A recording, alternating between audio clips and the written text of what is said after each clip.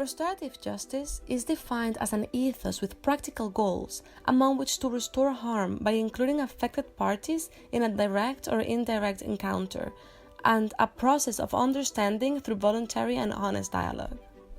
Restorative justice, according to Gavrielides, adopts a fresh approach to conflicts and their control, retaining at the same time certain rehabilitative goals. In the literature, there is consensus that restorative justice practices consist of direct and indirect mediation, family group conferences, healing sentences circles, and community restorative boards. The term restorative justice was first introduced in the contemporary criminal justice literature and practice in the 1970s. Some believe that the term was probably coined by Albert English in 1977.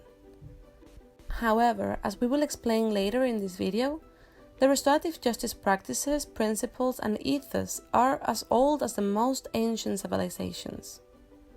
The 1970s appeared to be the decade when criminologists around the world started to think less favorably about what we understand today as the criminal justice system. Barnett, Christie, and English were among the first to speak of a crisis taking place in the criminal justice system, and of an alternative paradigm, which could fundamentally replace the punitive one. All three have been described as penal abolitionists. The central contention of abolitionism is that events and behaviors that are criminalized only make up a minute part of the events and behaviors that can be so defined, and that crime is not the object but the product of crime control philosophies and institutions.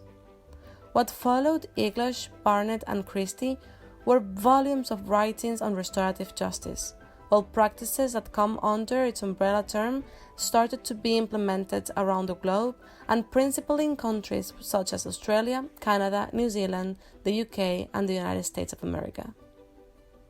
However, Gavrielides has claimed that the restorative justice values are grounded in traditions of justice as old as the ancient Greek and Roman civilizations. Gavrielides found that restorative justice was favored by ancient societies, particularly since their focus was not to make offenders pay, but make reparation to the person they wronged, building stronger futures at interpersonal levels. Gavrielides has shown that although crime and punishment are today traditionally associated, this has not always been the case. In other periods and cultures, the response to what we call today delinquency did not fall within the legal positivistic understanding of crime adopted by our modern Western societies.